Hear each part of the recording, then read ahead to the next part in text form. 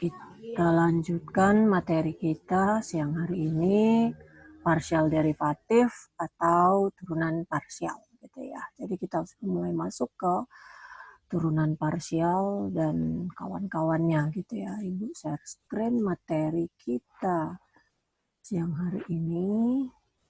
Ibu harap udah ada di layar, itu bisa dilihat sama-sama.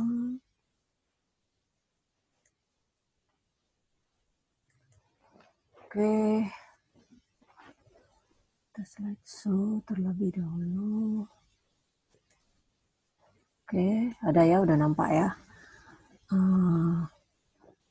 Mengenai turunan parsial. Jadi 3 hal penting yang akan kita pelajari siang hari ini. Pertama, kita menentukan dan menggunakan turunan parsial dari fungsi 2 variabel, kemudian menentukan dan menggunakan turunan parsial dari fungsi 3 atau lebih variabel, dan yang ketiga kita mau menentukan turunan parsial orde lebih tinggi dari fungsi 2 atau 3 variabel. Oke. Jadi tujuan kita seperti itu. Kita perlu tahu dulu definisi turunan parsial dari fungsi 2 variabel. Ini adalah definisi menurut konsep limit ya, menurut definisi. Kalau ada fungsi z, f, x, y gitu ya, karena dia 2 variabel, berarti ada f-nya, ada variabel bebasnya x dan y, maka turunan parsial pertama dari f terhadap x dan y adalah fungsi fx seperti ini dan fy seperti ini. Jadi kalau subscript ini berarti kita paham kalau itu artinya menunjukkan turunan parsial terhadap x, yang ini turunan parsial terhadap y.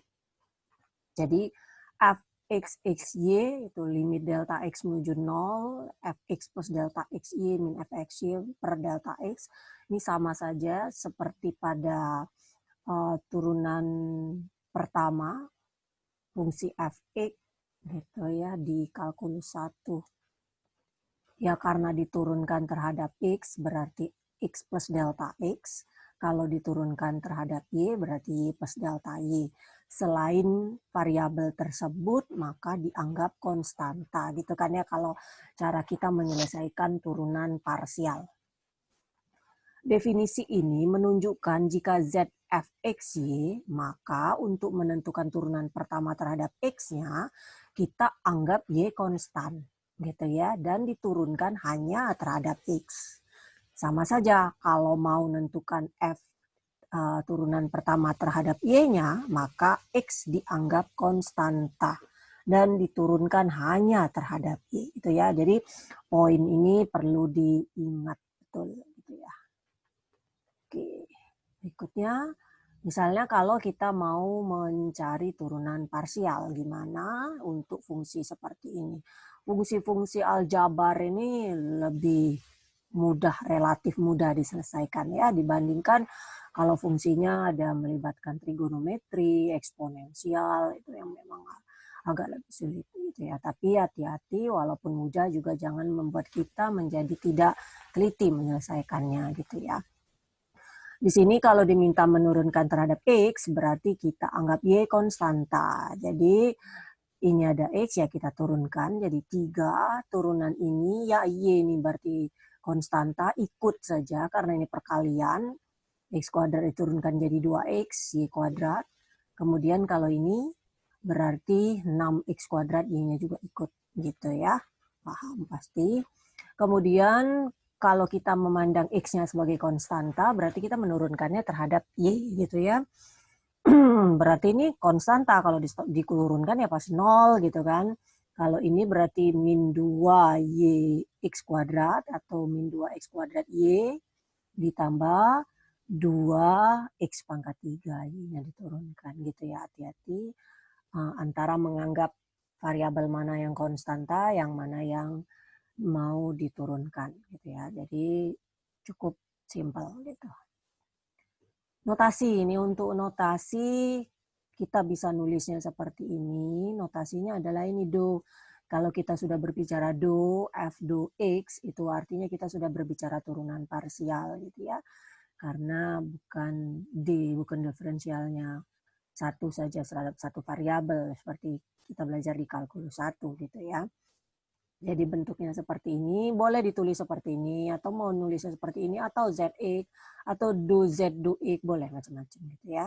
Selagi kita mendefinisikan bentuknya seperti ini, itu bisa dipahami yang mana saja gitu. Kalau bentuk-bentuk seperti ini yang paling sering itu kalau di numerik gitu ya, di numerik, di diskrit gitu ya, paling sering nulisnya seperti ini gitu.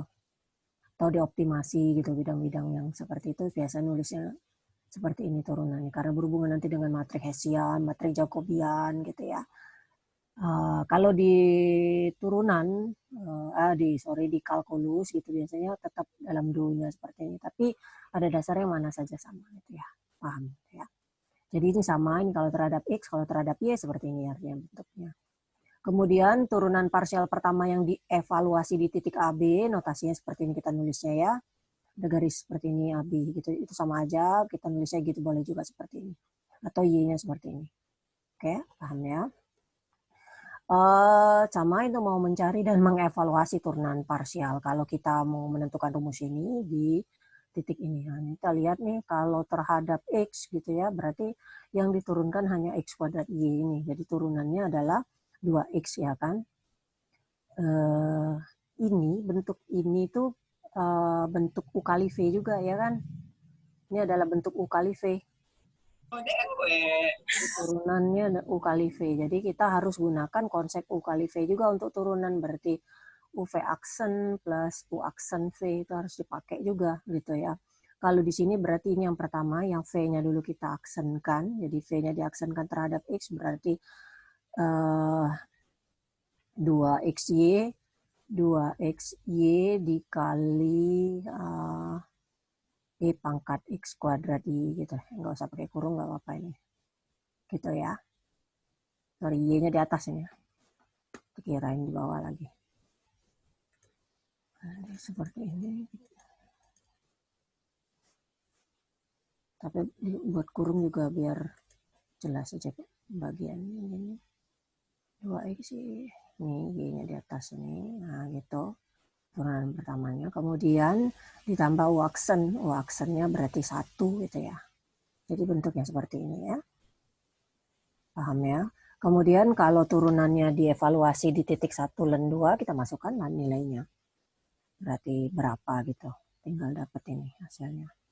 Kemudian FY berarti Y-nya sebagai ini. Kita tetap turunkan juga pakai rumus UV aksen gitu. Kalau Y enggak. Kalau Y enggak, karena X ini kita anggap sebagai variabel atau sebagai konstanta. Berarti kita turunkan Y-nya aja 1. Y. Jadi kita turunkan aja yang ininya aja. Nih, Y-nya kan turun sini 1, jadi tetap Y pangkat X kuadrat X kuadratnya turun. Ini diturunkan sini, jadi X kuadrat Y pangkat X kuadrat Y gitu ya. Jadi ikut ini sini, yang X tadi ngikut aja. Oke, seperti itu. Kemudian mengevaluasi di titik, ya tinggal masukkan aja nilainya 2. Y pangkat ln 2, ln 2. Itu adalah 2. Ya. Oke. Udah. Sekarang kita lihat ini. Turunan parsial dari fungsi dua variabel z, f, x, y memiliki interpretasi geometris. Jika y sama dengan y0, maka z, f, x, y0 menunjukkan kurva yang dibentuk oleh perpotongan permukaan z, f, x, y ke bidang y sama dengan y0. Gitu ya. Lihat di gambar 29 ini. Nah, ini y. X0, Y0, Z0, ini bidang Y0 yang abu-abu ini warnanya. Gitu ya. Jadi Fx X0 Y0 itu seperti ini rumusnya menurut definisi menunjukkan slope kemiringan dari kurva ini di titik X0 Y0 Fx0 Y0. Catatan bahwa kedua kurva dan garis tangan itu terletak di bidang Y sama dengan Y0. Jadi di sini, terletak di sini. Jadi yang kalau ini tadi menunjukkan yang di atas, kalau yang di bawah seperti ini. Warna biru ini. Kalau Y sama dengan Y0. Di titik ini, kedua kurva ini terletak di bidang Y sama dengan Y0. Kemudian kalau kurva yang diberikan oleh intersection dari Z, F, X, Y, dan bidang X sama dengan X0. Kalau yang ini X sama dengan X0. Jadi dia seperti itu bentuknya. Kalau ini Y sama dengan Y0. Gitu. Ya, secara informal, nilai do F, do X, do F, do Y di titik X0, Y0, Z0 itu menunjukkan slope permukaan X, Y, permukaan dalam arah X dan Y gitu ya. Berturut-turut. Jadi do F, do X berarti slope permukaan dalam arah X, do F, do Y, slope permukaan dalam arah Y. Gitu. Oke, sekarang kita kalau mau menentukan slope dari permukaan dalam arah X dan Y. Kita diminta menentukan slope kemiringan dalam arah X dan arah Y, berarti dari fungsi ini di titik, nah ini, turunannya terhadap X kita harus cari dulu, berarti ini adalah min X, ini konstanta 0, turunan terhadap Y-nya adalah min 2Y, gitu ya. Jadi di dalam arah X berarti kita pakai titik ini, min E, min setengah, X-nya setengah. Kemudian dalam arah Y setengah dengan 1. Kenapa Z-nya nggak dipakai? Karena ini kan semuanya variabelnya hanya X dengan Y saja, nggak ada variabel Z-nya gitu ya. Walaupun titiknya adalah 3 dimensi. Gitu. Dia hanya melihat dari dalam bidang. Oke, kita lihat berikutnya adalah turunan parsial dari fungsi 2 atau lebih variabel.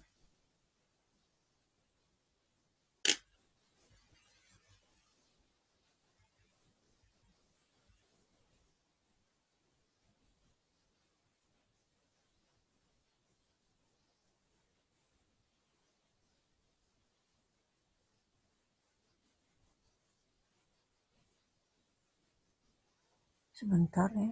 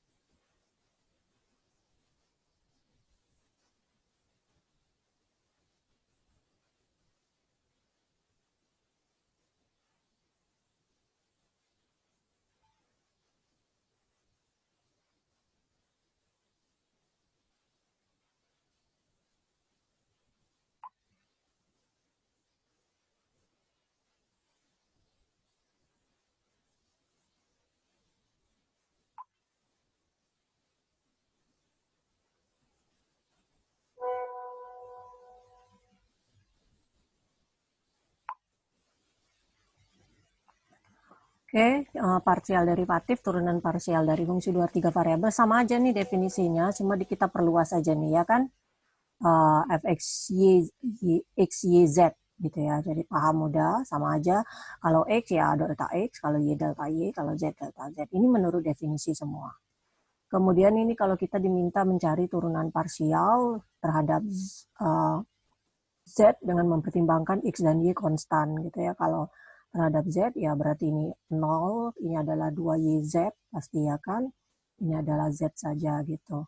Kalau terhadap Z juga, XY juga terhadap konstan, kalau bentuknya seperti ini, tapi kita gunakan aturan perkalian yang tadi Ibu bilang U kali V. Jadi ini lihat nih, jadi di dalamnya ada UV, jadi sin ini berarti Z-nya turunkan gitu ya. Sin-nya tetap, tapi 2-nya tuh keluar, gitu ya. Z, turunan terhadap Z dulu, dari sin ini, dan do Z ini juga sama gitu ya. Jadi sama dengan Z cos. Kalau sin ini adalah cos, kemudian turunannya adalah 2, dan yang ini tetap Z-nya, jadi yang do Z yang ini yang turun. Gitu ya. Sama aja, jadi dalamnya ini kita anggap ada yang sebagai konstanta X dan Y, Z-nya yang kita turunkan. Jadi kalau kita buat misalnya seperti ini Z dan 2Z ini paham sendiri ya, udah ya. Jangan sendiri ini U-nya misalnya. U saya ini dan V saya ini gitu. Kemudian untuk menentukan turunan parsial dari X, Y, Z, W berarti dalam 4 dimensi gitu ya. Ini terhadap W berarti yang lainnya adalah konstanta, berarti ya ini min W kuadrat. Gitu ya. Jadi perhatikan terhadap siapanya gitu ya. Itu aja. Terhadap siapa, selain itu berarti konstanta. Tinggal kita ikuti aja, selesaikan. Oke, kemudian turunan parsial orde tinggi. Karena benar untuk turunan parsial biasa, jadi mungkin kita bisa ngambil turunan parsial yang orde kedua, ketiga, dan lebih tinggi dari fungsi beberapa variabel, asalkan derivatifnya ada. Derivatif orde lebih tinggi dinotasikan dengan orde di mana diferensiasinya terjadi. Misal nih kalau fungsi kita z f x y akan memiliki turunan parsial keduanya seperti ini. Ini turunan parsial ordenya. Berarti orde kedua, orde ketiga, ya turunan kedua, turunan ketiga, dan seterusnya gitu. Atau turunan terhadap siapanya. Misalnya kalau diturunkan kedua kali terhadap X, berarti do F do X diturunkan lagi terhadap X ini. Jadi do kuadrat F do X kuadrat Fx. Kalau dua kali terhadap Y jadi Fy. Kalau pertama, turunan pertama terhadap X, kemudian terhadap Y menjadi XY. Kalau yang pertamanya Y, kemudian dia terhadap X jadi Fyx. Ini namanya mixed partial derivatives atau turunan parsial campuran. Ya. Masih soal yang seperti ini. Ini fxy-nya kalau dicari fxy min 1, 2. Berarti kita cari turunan pertamanya dulu terhadap x. Baru dari turunan pertama terhadap x itu kita turunkan lagi terhadap y. Jadi terhadap x terlebih dahulu adalah 3y kuadrat plus 10xy kuadrat. Oke, kemudian kita turunkan terhadap y, yaitu 6y plus 20xy. 6y, 6, oh ini yang FY, sorry. Fx dia turunkan sendiri-sendiri. Ini mau ngeliat aja. Persamaan antara XY dengan YX gitu ya. Kalau dia turunkan terhadap Y bentuk yang ini, Fx-nya ini, Fxy-nya ini, dan ini Fy-nya. Jadi dari X ini turunkan terhadap Y. Berarti 6Y ditambah 20 YXY. Ini juga ternyata sama. Jadi di min 1, 2 kita evaluasi nilai Fxy-nya, yaitu 12 kurang 40, min 28. Kebanyakan bersifat simetrik, jadi Fxy sama dengan Fyx. Ya. Kemudian persamaan dari variabel parsial campuran. Nah ini yang tadi Bu bilang. Jika fungsi pada X dan Y sedemikian sehingga Fxy dan Fyx-nya kontinu pada disk terbuka R, maka untuk setiap pasangan XY di dalam R ini nilainya sama. Jadi Fxy, XY dengan Fyx, XY juga sama. Ya. Oke, kalau sudah latihan ini sudah mau habis berarti kita ya. Dikit-dikit aja, siang hari ini ngantuk. Nomor 9 nih misalnya kita kerjain. Gimana cari turunan parsial pertamanya? Find both first partial differential. Berarti kalau kita turunkan terhadap X-nya aja dulu. adalah berapa? 2 saja. Kalau kita turunkan terhadap Y-nya adalah min 5. Itu mudah ya. Nomor 10. Fx-y. Nah, kenapa Ibu ulang nih? Kok bisa diulang nih? Fx saja. Berapa? 2x. Fy adalah terhadap Y min 4. Y.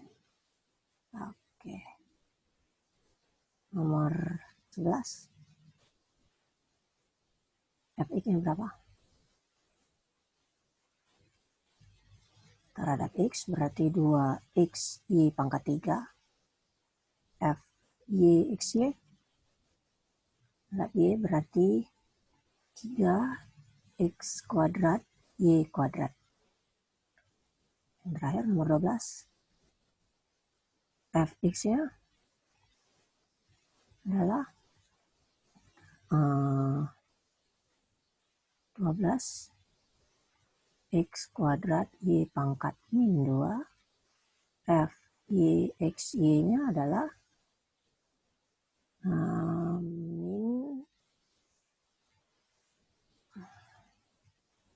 min 2. Min 2 kali 4 berarti min 8. X pangkat 3 Y pangkat min 3. Ya, gitu.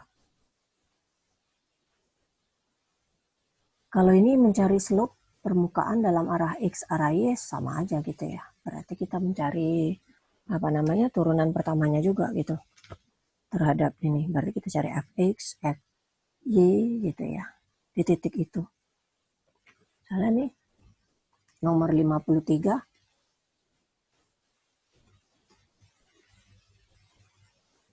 Berarti xy kita berapa? X-nya berarti min 2x. Kemudian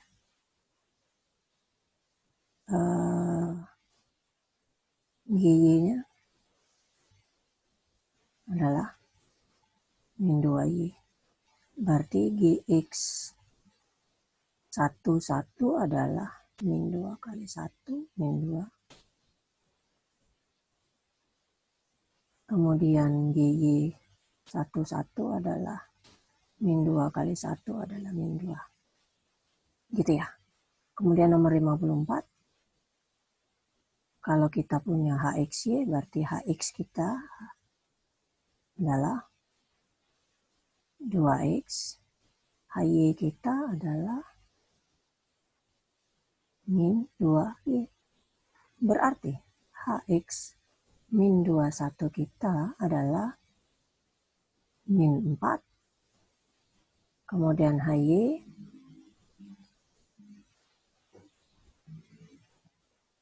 min 21 kita adalah min 2 kali 1 min 2. Gitu ya, mudah ya?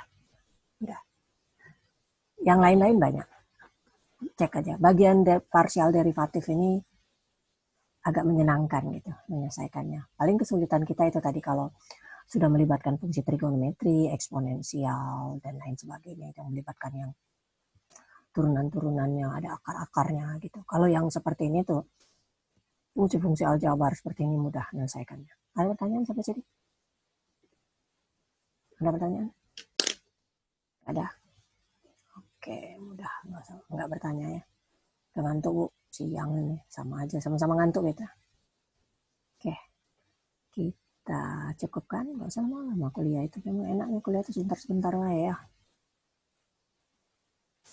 Oke, Ibu ambil foto dulu sebentar sebelum kita akhiri.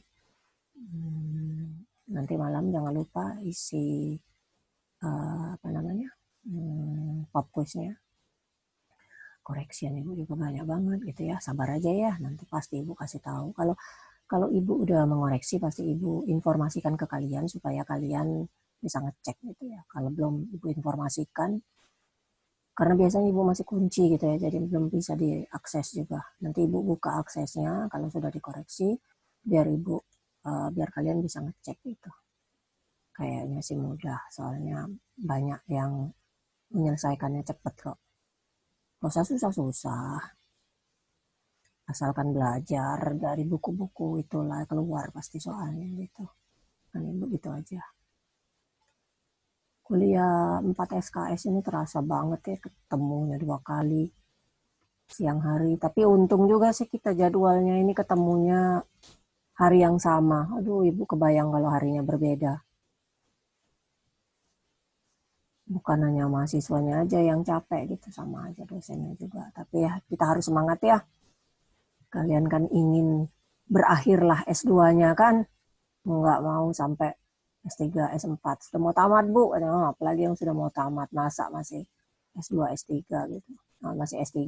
Cukuplah sampai ke pertemuan ke-11. Oke, so, ibu harapan tetap semangat kita kuliah ya. Sama-sama semangat. Oke, cukup. Ibu tutup hari ini. Sampai kita ketemu minggu lagi depan, gitu ya. Kalau nggak ada kuliah lagi besok, berarti weekend. Sudah selamat weekend. Gitu ya. Ibu tutup. Assalamualaikum warahmatullahi wabarakatuh.